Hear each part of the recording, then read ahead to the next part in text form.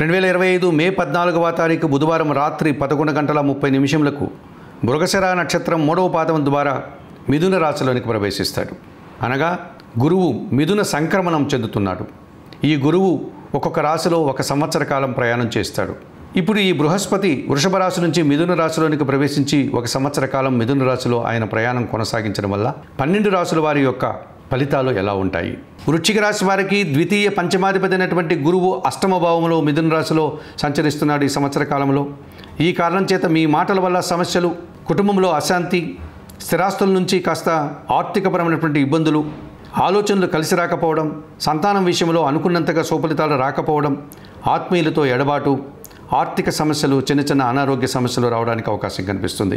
మరి వృశ్చిక రాశి వారు తప్పనిసరిగా దత్తాత్రేయ స్వామికి పూజలు నిర్వర్తిస్తూ గురుచరిత్ర పారాయణం చేయండి, శనగల నైవేద్యంగా సమర్పించండి, వీలైతే కనకపుష్యరాగాన్ని ధరించండి. ఈ రకంగా చేయడం వల్ల మరింతగా గురుబలాన్ని మీరు పొందగలుగుతారు.